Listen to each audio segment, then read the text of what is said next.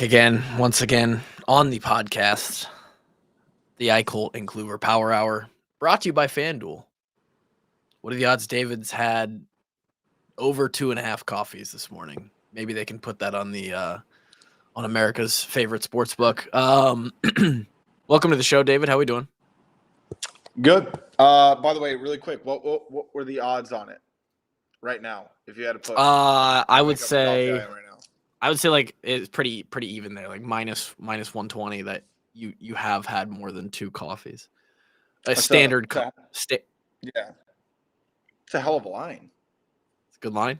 This is number 3. Hey, let's go! I love it. We're starting to get to know you a little bit. It counts. Cover. We got David for a what I would call a pretty important week in Iowa sports in general. Yeah, it's been eventful at least last day. I mean, obviously, Ben McCollum's squad last night getting an emphatic W. The women tipped off their season, and obviously Oregon big noon kickoff here. CBS primetime, biggest game in Kinnick since I would say maybe that people kind of sleep on it a little bit, but maybe that Northwestern game where they had to beat them to keep the Big Ten West hopes alive. In 20... You guys remember Northwestern ended up beating Iowa in Kinnick to secure the West title. I think that was 19. My memory's real bad in those years. I know. I think it was 19. I mean, you can make the case for obviously for Iowa, Penn State in 21, but I think we kind of know what ended up happening past that. Yeah. And on top of that too, this is November. This is meaningful football. Like, yeah, with the 12-team playoff, like it just kind of amplifies everything up, I feel like. Yeah, it's almost like you have to do like a BC and AD kind of thing. And yeah. It's BP and AP before playoff and after playoff. Because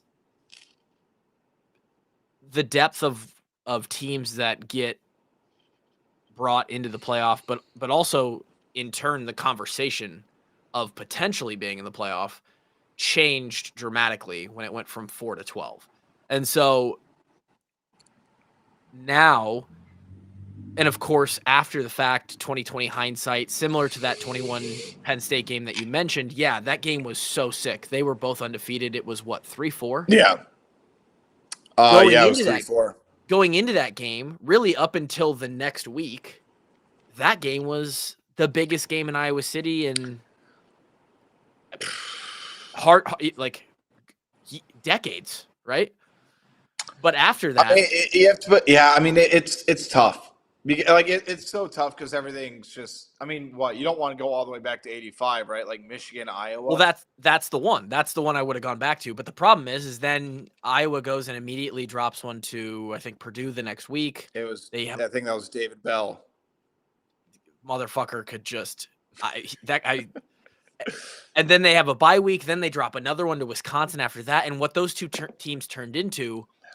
You look at the end of that season, and everybody outside of those two fan bases forget what kind of hype that game had going into it. So, yeah. I think you have listening to Doc and Lystico talk about it is interesting. I know Doctorman has some opinions about, a couple of those Big Ten championship runs in 21 and 23.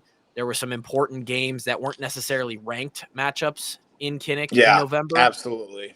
But they were games that they had to secure against Big Ten West teams, and I think that's why it probably doesn't have the allure. I mean, you got to think about like this, man. This is just my own thinking of it. Like, if Iowa ends up beating Oregon this weekend, I'm putting the odds that they make the playoff at about 35 to 40%. Like, I think it goes that high because they're going to catapult Iowa probably to – I mean, it depends obviously how everything else shakes out. They'll be no lower than 13th or 14th, lower, right? And then you think about it, as long as USC doesn't choke, then Iowa's going to have another top 20 team that they go against. Who does USC have? Was ranked. They're Northwestern on Friday, I believe. But again, Northwestern's been Northwestern's a weird team, right? Yeah. But then then you're talking about realistic scenarios. I don't see Iowa losing to Michigan State, not for last year, and with how bad they looked this year. They Well, yeah. benched Aiden Childs as well, which is another That's what story. And happened. He wasn't hurt. No, I think he got benched from everything. Wow, that's crazy. Yeah. And then obviously Nebraska, we don't know what to expect right now because that's just a giant question mark. So again, this is going to be a massive Saturday for Iowa. I think it was almost best case scenario, and it was interesting. So I found out this little tidbit. I believe Big Noon Kickoff had first priority about what game they wanted to pick. So they still wanted Penn State for, I think it was just Penn State, but they're bringing the pregame show to Iowa City, and then now you're still getting the 2:30 sort of Kinnick crowd. Yeah, it's really unique. You get CBS. It's very unique. I do think so. The back and forth on the time slot was always like, how much do you think the second half under the lights in Kinnick versus the potential for a sleepwalking 9 a.m. body clock for Oregon on the 11 a.m. slot? That's basically you're weighing those two things. I do think I sway towards the to where it's at right now, and that might just be confirmation bias of that's what it is. So I'm telling myself that, but I really do think that Kinnick at night. The only issue with that is it has to be, and I think it will be. Iowa's got to be in that ball game when the second half kicks off and it gets dark. And I don't think Oregon comes in and runs them out of the building, especially in just 2 quarters. I'm not saying that it's not possible. I mean, they're the kind of team that you have, you could just reference. They're top 5 most athletic team in college football. They have dudes. If everything goes right for them and everything goes wrong for Iowa, this game could be 28-0 really quick. It's just they're just one of those teams. So, yeah, I think it's a great spot. Give Kinnick and Iowa City and Melrose a little time to marinate before they head into the stadium. November. Yeah, they're going to be messed up, dude.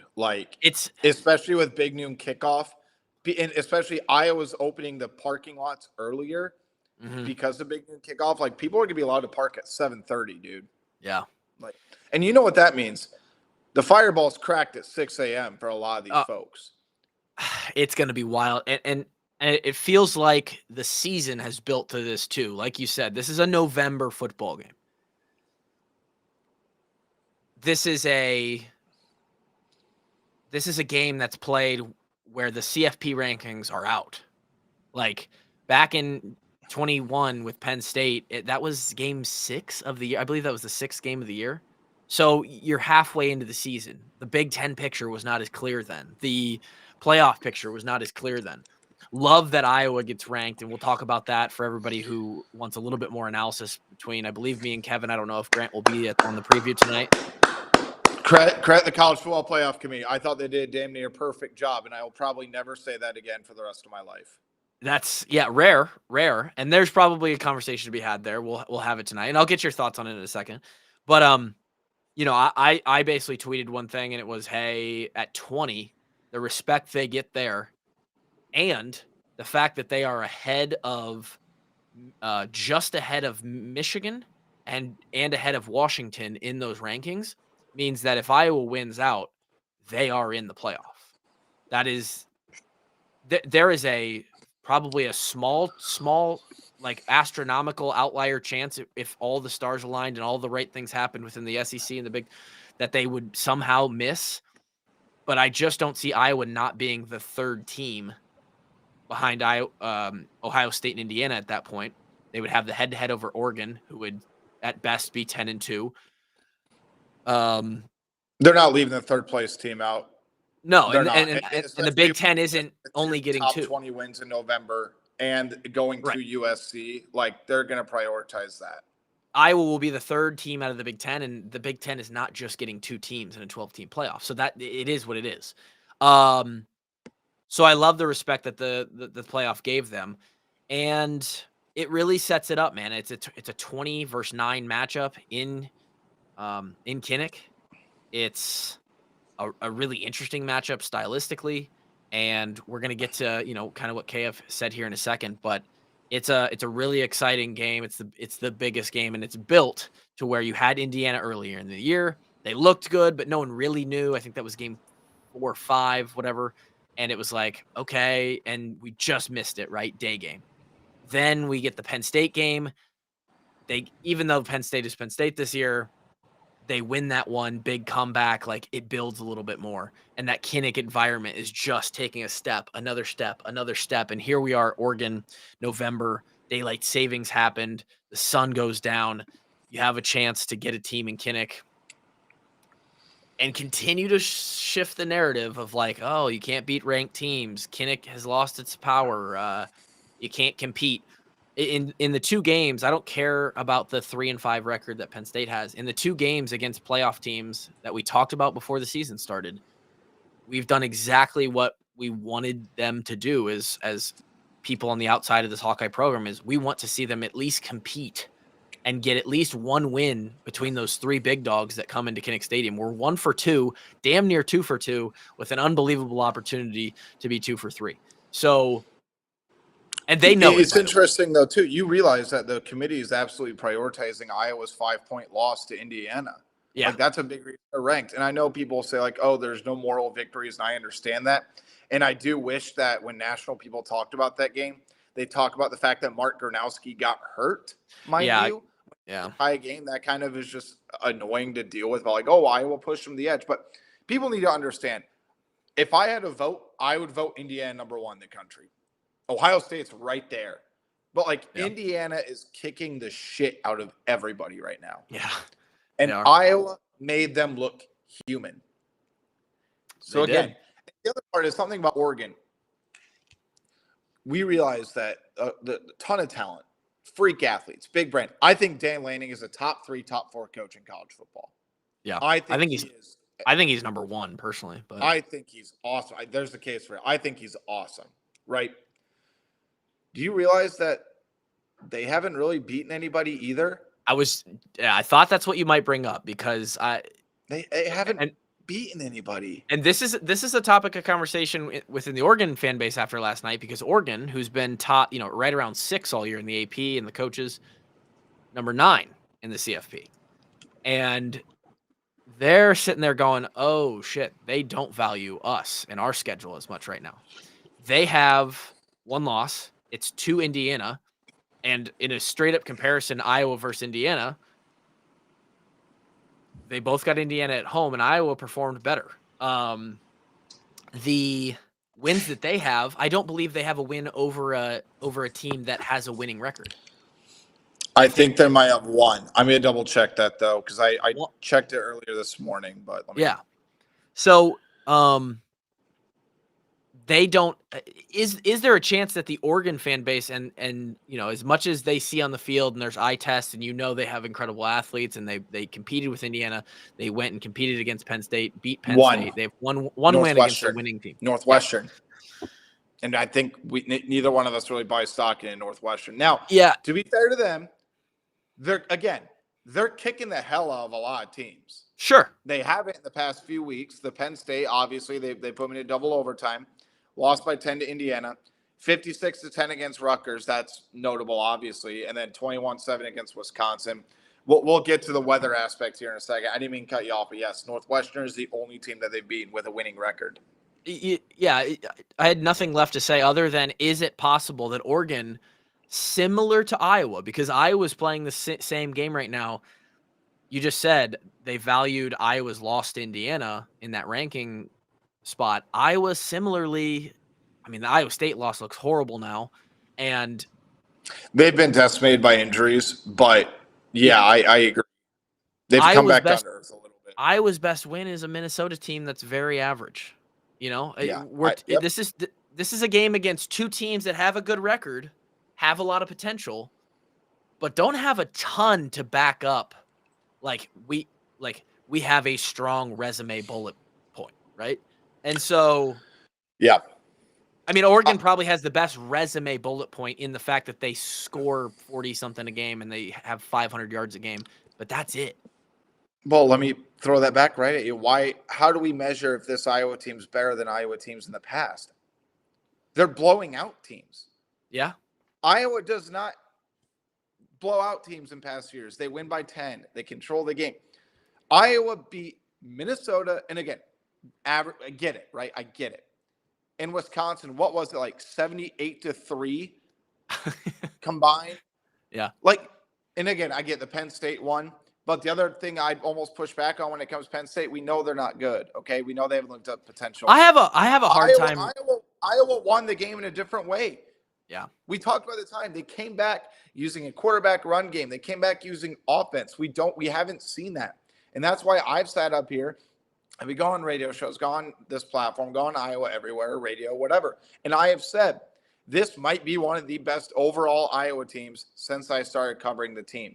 That does not mean the record will be as good as past years. Yeah. But as far as the totality of a football team, that's what you have to hang your hat on. But I do find this funny about one thing.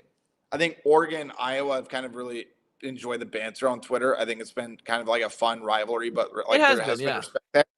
But I also feel like once Iowa was unranked in the AP and people started to realize that people weren't valuing Oregon's resume, they're like, oh, you know what? This Iowa team, they might just be better than what we think. Oh, This is going to be a real big test for us. Like just the whole narrative shift. Again, I'm not clowning them for doing it.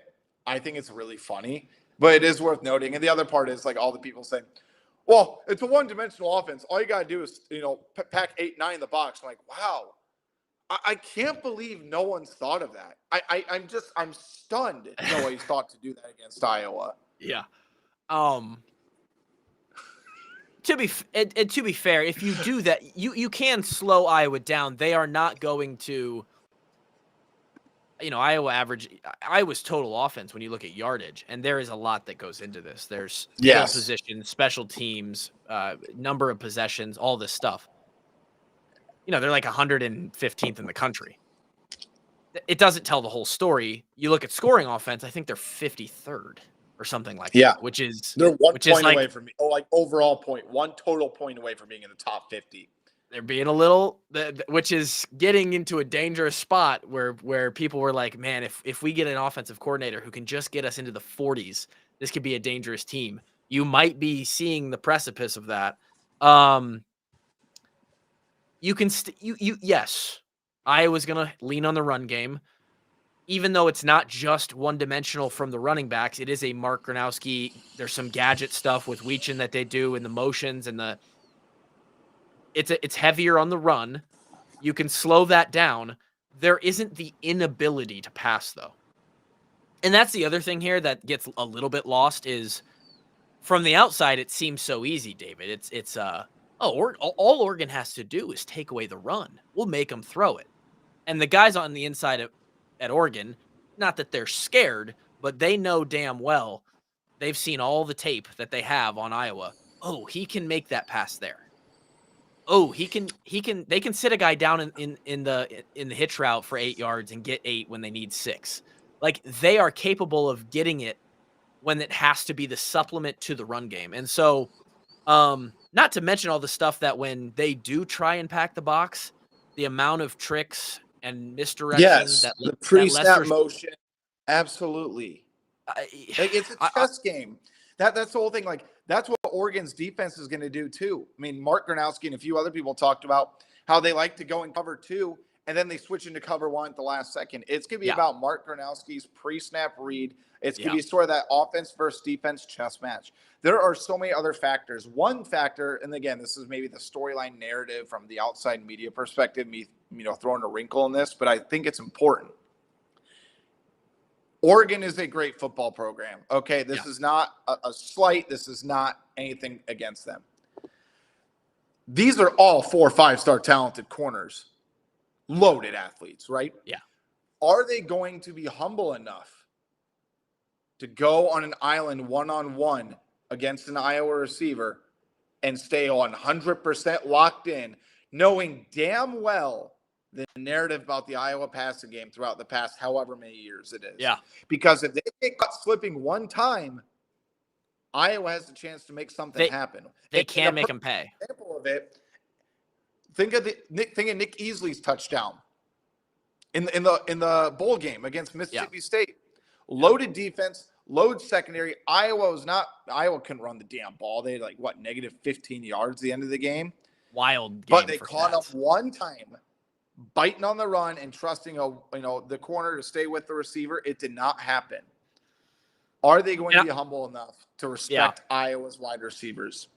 And the answer is probably no. It's funny that this has just I love what this has morphed into. It used to be just me repeating all the stuff that KF said. Trust me, all the stuff that David and I are kind of bringing up is stuff that was relevant in the presser, and I'll try and relate to some of that now. Where this connects a lot is KF said, and it goes for both ways. He was more talking about Iowa, but the quote was, the challenge of this game and these big games is that there is no plays off. And he was talking probably more defensively against their weapons, but also offensively for them. Like if they take any plays off, there's just too much speed, too much talent to still gain quality yards or do anything against a team like this. But it's the same thing for Oregon, and you said it, where these big time hotshot players, they're like, yeah, I'm one-on-one, I have responsibility, but I can play a little lax here. I can cheat in this way. I can put eyes here for a second when maybe you really can't. And this Iowa team, passing wise, is good enough to where if they do that one time, and they will at some point, some singular guy on the field at one point in the game will do that. If we find that gap, that little spot, and we capitalize, and I think Iowa will have to win the game. There's still a 6.5 point. I checked 6.5 point dog on FanDuel still today, Wednesday, 3 days before the game. They're still not expected to win this football game, but if they get them on a play like that you could go to Vegas and you could cancel that out, and it's automatically a pick 'em because and Iowa's capable of doing it. They have the athletes to do it. Weechin can run away and run with anybody on this defense. And then you've got, is this the game where Reese Vandersee makes a big catch? I think about I was just going to throw there too. And it might not be a touchdown, but I think about that play. I believe it was against Wisconsin where Nate Stanley rolls out to his left and points to Hawkinson. That was it. He got PI'd and all that, got taken down. Yeah. And Hawkinson makes the grab and gets up, and the place is going nuts. And you just have to trust your play. It's one of those where it's like, hey, but welcome to the big show. There's no play in this one safe. We got to have some guys make a play, and could that be Reese Vandersee? And then you have the supporting cast of Gill and Anderson and Phillips, who are all such capable. I was going to say Sam Phillips. This has big play for Sam Phillips written all over it. Yeah, I mean, his skill set, his separation. He's smaller. He's fast. He has hands. I'm not calling my shot here, but I will not be surprised if Sam Phillips makes a big grab or two in this game as well. He's been quiet, and they haven't really needed him over the last few weeks, so to say. But if he gets somebody on a route, man, he has potential to be a dangerous weapon here. And something I want to bring up too, and I think it's important we get into, and then we'll get back into what KF said. The one big takeaway from me when it came to KF, that man has a ton of respect for Dan Lanning. He has a ton of respect for the talent that they had. I also think he made it an overly pointed emphasis to try to cover up for what Phil said. I think you had the same thought in mind. We're right down the same fucking path on that. My first note was as much praise as possible. Every single position is ultra talented. I'm right there with you. I don't know if he was covering up, but I think he wanted to make sure that the other side knew, hey, we're not disrespecting you anyway here. And not even as we're trying to save our ass. Hopefully you don't use that as fire. They're probably already using it over there as bulletin board material, but just from an outside perspective, hey, we really do respect you. This is we're trying to make this game a classy game and all that. So this applies to Oregon too. And you've been in the locker room and everything. And I'll go back to what Aaron Graves told me a couple weeks ago. If you can't get up for a game like this, don't play college football. Like, it doesn't, like, I hate to say it, the bulletin board material at this point does not matter. If you just cannot be fired up to go out there and execute on primetime CBS with college football playoff implications on the line, because they are absolutely on the line for both teams. Yeah. You weren't built like that. That is literally what it comes down to for me. And the other part is, and this is going to be a major factor, and we need to talk about this. And I'm surprised how arrogant Oregon is about it. The weather's going to be a freaking factor, dude. The weather, the forecast is getting worse by the day, and everybody goes like, "Well, it rains in Eugene. Oh, it's windy in Eugene." Yeah, no how'd that shit, work? Like, no shit, Sherlock. We all know that. But the point is, it's going to hurt Oregon more than Iowa because Oregon's very dangerous in the throwing game, and they're going to throw it less than 25-mile-an-hour gust and potential flakes falling on the ground. Well, it's not going to hurt Iowa as much. It's like, yeah, we get it rains in Oregon. How did that work against the powerhouse of Wisconsin football? Now, to be fair, they didn't have Dante Moore in the second half. I'll give him that. He's a dog. They had him in the first half, and they still. I'm with you. I'm with you. Iowa City forecast as of 10/29 Wednesday morning, 46 degrees, cloudy, rainy. Rain's supposed to pick up and peak sort of around 2:00. Yeah, we'll kind of still stick around all the way through. Chance of rain, decent chance of rain all the way through 8 p.m. So, 46 degrees, windy, overcast. Smells like an Iowa upset. I know does. It's not like I hate to fill the fan base with that, but like that if you want an upset, that's the recipe for it. Yeah, I mean, it maybe good, maybe not, maybe totally just a non-factor. But if you're playing the odds, Oregon's not choosing to play in a 43-degree game. No. With rain, if they want to, if they're hoping for their best offensive performance, that's just truth. Iowa, on the other hand, we're the ones who are told about it. They're a one-dimensional game. It's probably not going to affect the run game all that much. So, the other thing is, though, that puts extra pressure on Iowa. They cannot get punched in the mouth a couple times early, because if the rain is that bad, you can't go down 14-0, man. No, you don't want to depend on that. No, a 2-score deficit in this game is it's very similar to the Indiana game. Like we never let Indiana get too far out in front of us. In fact, we were leading at one point. You have to keep that rubber band, close. And if they snap it somehow and they get out to a 2 to 3 score lead, it's going to be very, very difficult to rein them back in. What isn't difficult is choosing a place to consume food in the Iowa City area on this beautiful weekend of big-time college football. The walk-ons all season long, for those of you who have been listening, you guys know we've been working with 3 amazing establishments, all kind of have their own niche in this potential consumer that you are. One breakfast, one just a general good comfort food, Iowa comfort food, I'll call it, and the other being the brewery. Big Grove, official watch party location. If you're not going to be able to get into Kinnick, because them tickets were expansive before they sold out finally. Hopefully you got it towards the beginning of the season. I think you could get like a combo game between this and Penn State for like way cheaper than these tickets ended up being. That's a good thing for the implications of it, not for some people who had to spend a couple $100 on some ticks. But if you can't make it inside the stadium, head on over to Big Grove Brewery. You could go to Solon, Iowa City, Cedar Rapids, Des Moines, Omaha, and watch the game there. It's the official watch party location. You can drink the official craft beer of the Iowa Hawkeyes. On the other side of things, and I'm going to be enjoying some great. I genuinely am so damn excited for some Gray's Chicken Lips this weekend at Kevin's Tailgate, and you could have them at your tailgate as well, or you could just have them for dinner tonight. Imagine right now you live in Iowa City, Coralville, somewhere close, and you're like, what if we just mix it up? And on this Wednesday night, we get us some sourdough pizza. We finally try Gray's.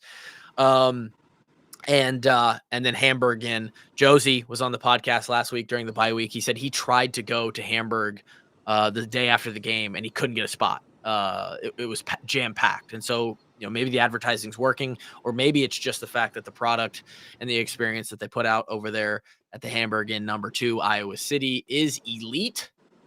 And it's an awesome spot to spend your breakfast and support a great local restaurant. So shout out to those 3 sponsors. Run BMC in Iowa City last night. We're talking a lot of football, but I do want to get David's out of the break. That's such a sweet nickname too. It is. Run BMC is so sick. We'll get back to the big time football conversation, but for like 5 minutes here, I just want to get your thoughts. Iowa basketball, Iowa women's basketball, both kicked off this week. Big win over Southern. Big as in points-wise. Big win over, we have Robert Morris last night. Not opponents that we were ever supposed to really compete with down to the wire, but your opinions on the 2 basketball programs' first games. I think we'll start with the men. Talk about a guy that's just a perfect fit for Iowa. Like, he's done everything right in the offseason. He was high-fiving fans after the game, went to the student section, took pictures. Like, he knows it's a long journey to kind of get the fan base back. I'll say, God, they're fun to watch, dude. They're more athletic than I thought they were. I thought their defense was stellar, especially on the perimeter. I know they didn't give up a great shooting percentage in the second half, especially from 3. I think they gave up 10 of 13. But they were forcing turnovers. Bennett Sturts was absolutely spectacular. Everything is advertised. Tavion Banks is great. The actions and the attention to detail on this defense, on screens, on defensive side of the ball was infectious. You could tell like the fans are giving them a standing O just by the way they were going through those first couple of possessions. Thought they performed well on the fast break. It's not happy about the defensive rebounding. That's a long way to go, but Ben's not worried about it. He says that's been a strength for them so far this offseason. They're going to play hard as hell. They're going to go through ups and downs, but you could tell it's just a totally different style of basketball than Iowa's been accustomed to on both sides of the ball. Again, like for as much criticism as people want to give Frank McCaffrey, like his offenses were absolutely lethal. They were lethal, right? You can't take anything away from that. It's going to be a lot of fun to watch this team develop. I could keep going on in-depth stuff, but that's going to be it's a different style of team. I think it will get people back in seats. There are more students there than there has been. I like the addition of the seats behind the basket. I think it makes a ton of sense. As far as the women, love their post play. Love their post. I think Ava Hyen's an absolute animal. I think she's got all Big Ten written all over. Maybe not this year, but the following 2 years. Hannah Stolke made some jumpers that she has not made through the past couple years. Hit a 3 ball. Hit a 3. Love Chit Chat, right? Different style of point guard, and great name, by the way. That's got to be one of the best names in college basketball. Hard to beat. 1 turnover. Team had turnover issues, but she only had 1 turnover, 9 assists, 9 points. Made a 3, made a couple nice little floaters. Like Emily Rodriguez. Very curious if they have a go-to shot creator or 2, and they need that in the clutch, and they got to cut down the turnovers. But you can see what's being built. I think there's a bunch of excitement about both programs, and as always, we're going to be all over it. But I'll tell you, I could tell just based on my message board interactions last night and even Twitter, there's kind of a renewed energy around the men's program, and it's going to be really compelling and interesting to watch sort of develop as well. And it's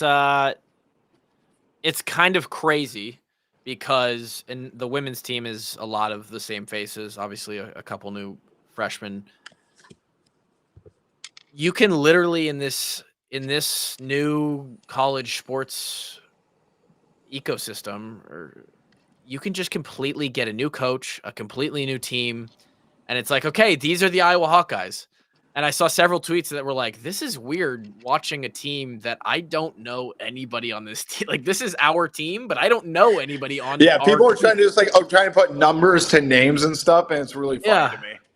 And it's and the energy. There's been search, by the way, but yeah, there's energy and there is excitement and a completely different style. Like, not only is it a completely new team, faces wise, personnel wise, staff, the way they play is like a basketball experience. Watching men's basketball in Carver Hawkeye in just 1 year's time, not even 8 or 9 months time, is 100% complete 180 of what it was last year.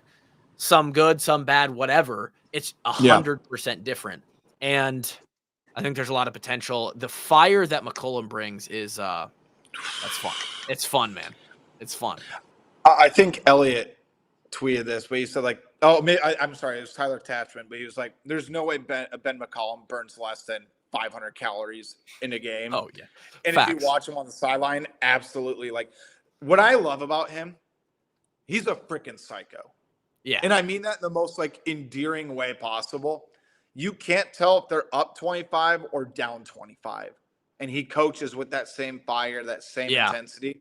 I think that's a good thing. And I've always said, like, he's not as outwardly antic as like a Dan Hurley, who is like actually batshit crazy. He's a real psycho. But Ben has that same wire mentally in terms of his intensity, the way he coaches his players, and everything else, like in the huddle, from the sideline. And as you know, in the early part is like he knows what he has to do to try to get everybody back. Like, I'll even go back to, Bennett Sturts made that and one layup to put him up like 10-2.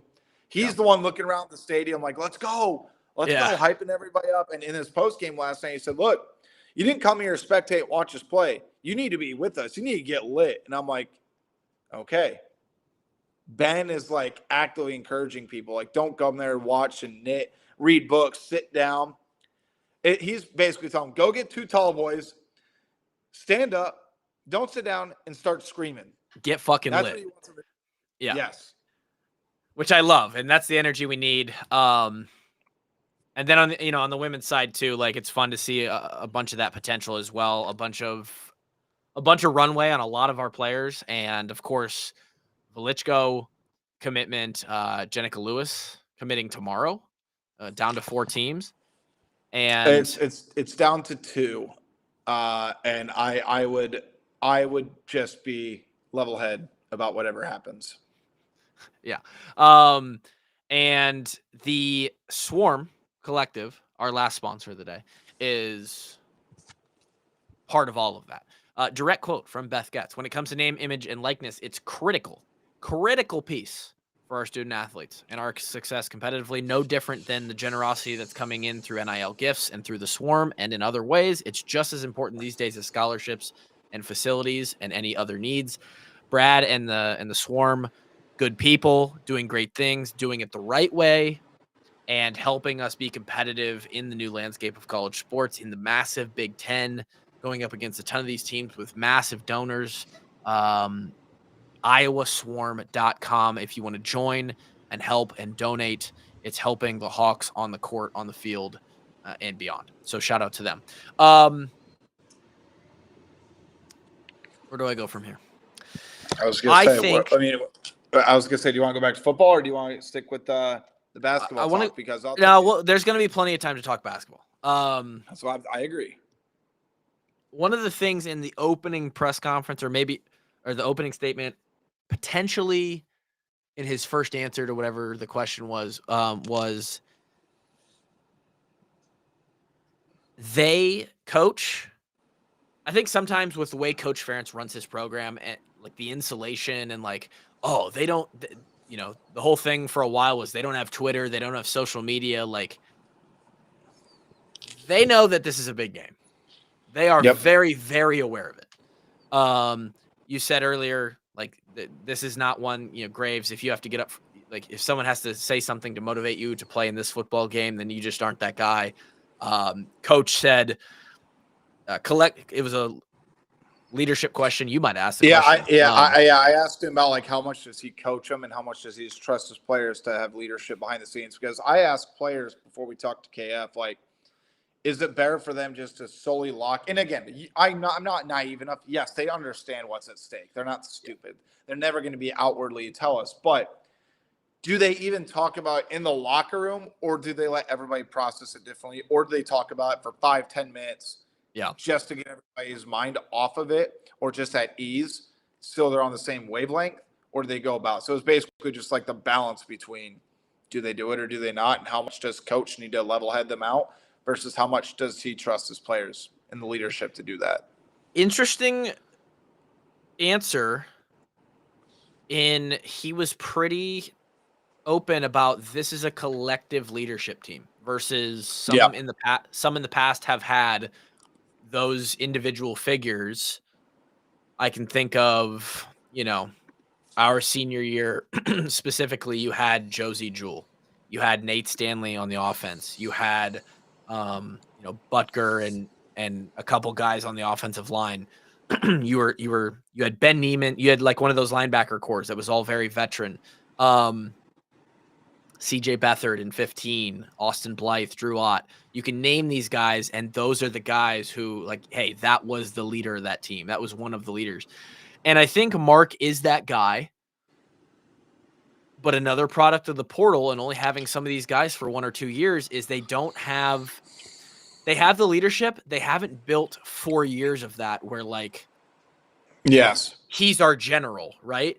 Like, they'll follow that guy, but it's also they have just the same amount of exposure or more to some of these other guys that have been in the program for 3, 4, 5 years. Guys like Shire or Rexroth or who aren't necessarily like you pick them out and they're like, damn, that's the guy. But they have just as much on the inside say of, they're vocal. People respect them. They follow them. And it's a collective effort, he said, which is interesting. Because sometimes I do feel like having one or a couple guys on both sides of the ball that you can look at to rally the troops is good. But if it's a collective effort and everybody kind of has a high level of leadership and accountability and ownership, that's good too.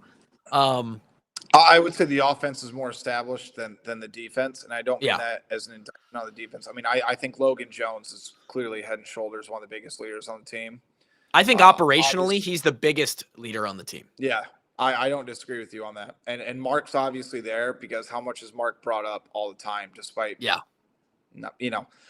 Ethan Herkett is probably the guy on defense, and I would probably throw in maybe TJ Hall as well, especially over the past year or so. Yeah. Linebackers, you know what? I'll even go a step further based on a quote I got yesterday. I'll say Jay Montgomery. Really? Yeah. And I'll go back to, I was talking to one of the guys yesterday, and he brought up Montgomery just about the way he stepped up, and he goes, dude, it's Cohen Entriger, right? Because Cohen will be the guy next year. He will be the defensive leader next year. But I asked Cohen about, like, Jay Montgomery, how he stepped up, and he said, dude, right when I first got to Iowa, I was kind of sizing everybody up. I looked at Jay Montgomery and said, damn, he's got his shit together.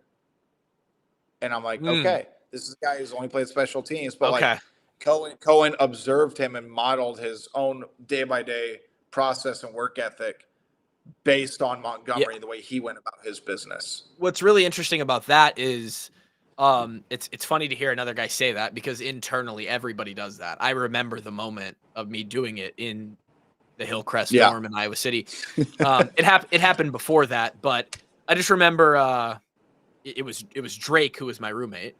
Drake was a meathead, very lean. He hadn't put on that football size yet, so he had the muscles, but he was still like a meathead in the weight room.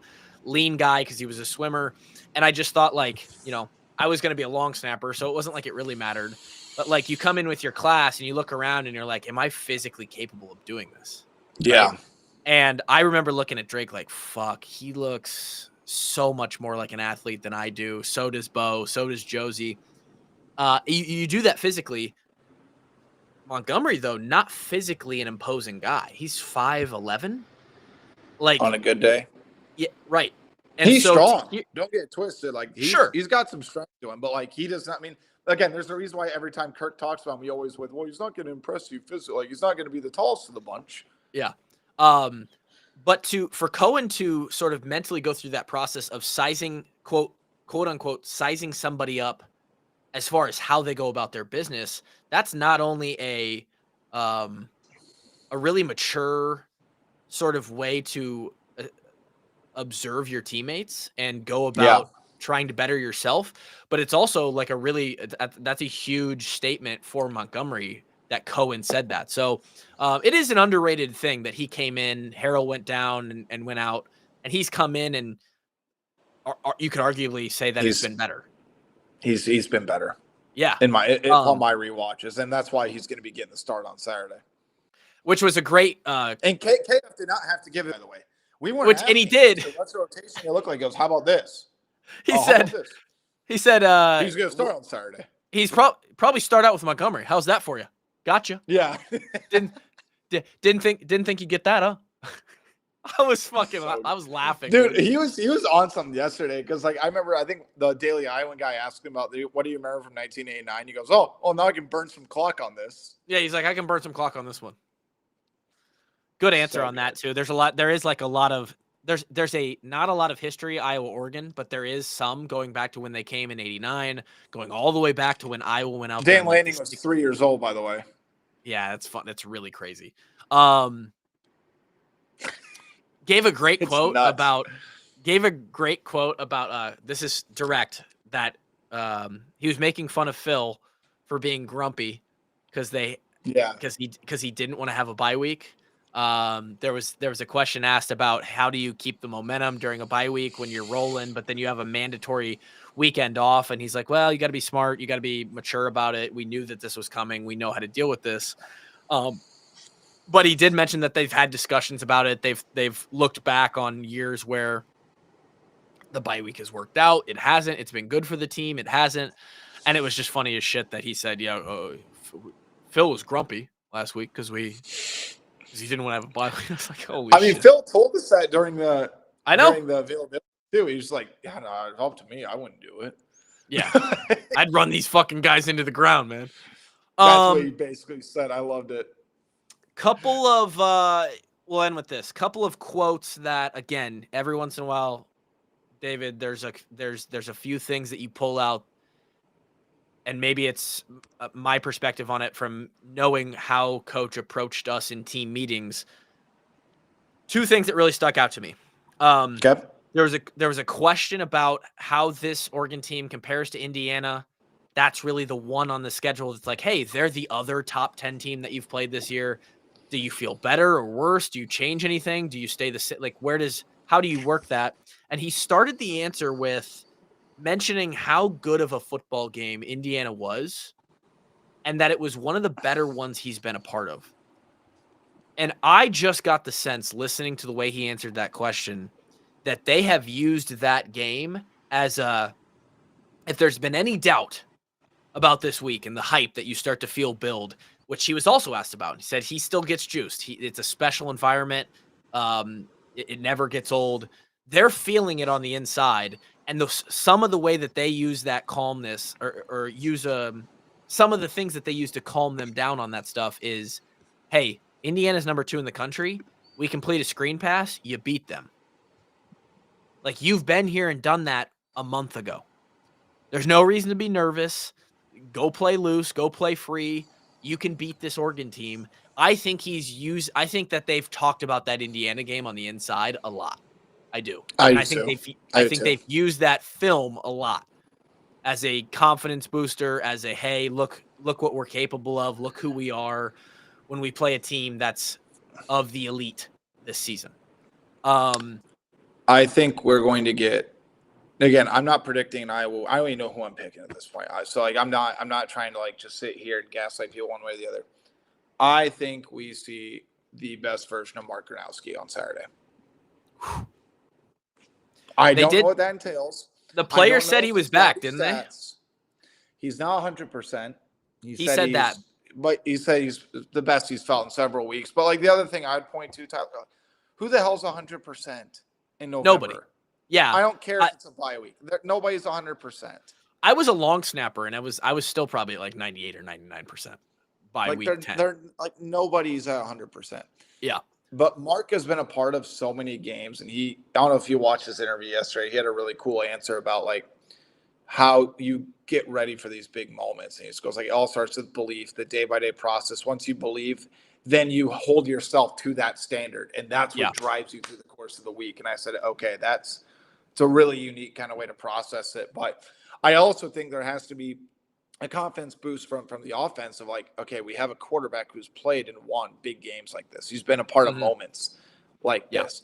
And the other part is, again, it sounds like Iowa's going to have all their, rank backs back. Sounds like Dayton Howard is going to be good to go. And I think we talk about a guy who can go up physically and compete with some of these elite athletes. I'm very curious if the weather is going to throw off Oregon's passing game or not. But I will say this has to be as sharp of a defensive game as Iowa's played all season long. And the other factor, which I can't believe we haven't talked about since we talked, I think we talk a decent amount of special teams on this podcast because we appreciate special teams. We do. Here on the Eickholt Kluv Power. Oregon has not allowed a single punt return yard this season. And Dan Lanning called Caden Weechin the best returner in college football. Are they going to kick to him? Will Iowa have something schemed up to give him a shot? Yeah. Because this sounds stupid maybe. Okay, I'm just throwing this out there. If Caden Weechin returns the ball, is Oregon's punt coverage going to be thrown off about the fact that somebody's returning a punt? Okay. So not a dumb question. The reason that we hadn't talked about this yet is because I intentionally was sort of, and it's fine that you brought it up, but I was going to leave it for tonight to talk about with Kevin. You can go on more in depth then. That's fine. And I will. I can't get my mind off. I can't get my mind off that because I've thought about it in a lot of different ways. It is a huge stats don't tell the whole story, but when you're looking at them, that one right there, the fact that Iowa has more punt return yards than anybody in the country, and Oregon leads the country in yards given up, which is like -1. I think, by the way, it's -1. Yeah. Yes, they haven't. You and I have more punt return yards than Oregon's given up this year. Correct. The importance of that result is potentially can't be overstated. It is. Think about it this way. Iowa, I think Weechin averages 50. No, it's more than that. 60, 70. It's like 50 a game or something. I need to go back and look, but it's somewhere around. I mean, total yards too, because you got to throw in kick return yards. I don't know where it's at. If he returns 2 or 3 of these punts, and if he returns one to the house, if this is the game where he gets another one to the house, if Oregon allows that to happen, it would just be unbelievably, like, that is mark Iowa for a win if he houses one. But even if he gets a couple where he grabs 12, 15, 20 yards, if he can do that 2 or 3 times, 50 return yards is 5 first downs. Yeah. Against an Oregon defense that is also up there on all the defensive stats. They're very good. If you can grab 50 yards of production just out of Weechin against a team that doesn't ever allow 0, quite literally 0, yeah, that's going to affect the numbers a little bit. That's going to make Oregon not as good as they usually are. And then, yes, the question of, wow, none of the punt guys, and they're athletes, they're playing kick return or kickoff coverage as well. They're playing defense. But yeah, it's a little bit different when you go from no one ever returns it to on us, literally, to we're now facing the best guy in the country. So I think I would bet that they have had a fire on their ass in the Oregon punt room all week. What scares me a little bit is Weechin also knows that. We have seen him try to do too much in that Iowa State game earlier in the year. He has to be careful as well because the best team at allowing 0 yards of punt return, they are also, it's because they're fast. They get down there. Yes. They will be in his face. Cannot make a mistake. He can't run around him. He has to make the first guy miss in the trenches rather than try to get to the outside, which he has great short area quickness, but it's a different level of elite athletes. And the other thing I would almost point to, if they're playing on Oregon special teams, Tyler, obviously they're elite athletes. They're trying to bust their ass to get on offense and defense and get significant snaps. Yeah. So now you're talking about guys that have that mindset combined with being elite athletes. Yeah. That's a scary duo. It will be very interesting to see what that stat looks like for this individual game. Part of that could be that Oregon has a great punter that just puts up great hang time. That's a factor as well. Well, again, how's the weather play a factor? Right, that too. And that's both teams. I mean, is that going to affect where you staking? I don't know. The more you talk about this game, every little thing you bring up is like, holy shit, I need to be there. And I'm fortunate. This is going to be the game of the week in college football. Like, yeah. I will fight tooth and nail on it. Like, this is, if Iowa wants to prove themselves and regain that national notoriety and the national just prestige of the brand. Yeah. These are the games you have to win, not just compete in. You have to win this game. It goes both ways too, because if Oregon wins a close game, I think they will actually gain a little bit of more respect for beating a tough Iowa team in Kinnick. Yes, they will. Like, this goes both ways, so that's why it's so exciting. But to wrap that punt conversation, the punt return unit is going to probably have their toughest task all year, and it could not come in a more important game. So we'll be very interested. I'll be dialed on the special teams plays this weekend. Last thing. The other thing that I thought was interesting, and it might not be a surprise, it might not be like something groundbreaking, but Coach Ferentz stays pretty mild. And he said, this is the type of game you're going to have to do some things that aren't predictable. He said those words. Yeah. Slow mesh. You bet your ass there's a couple fakes in the playbook.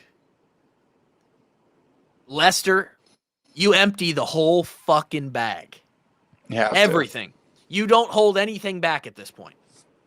We haven't done it. LeVar Woods and the boys haven't done a fake in what seems like a decade. It hasn't been that long, but it feels like it. The offense, they've got some wrinkles. Everything comes out.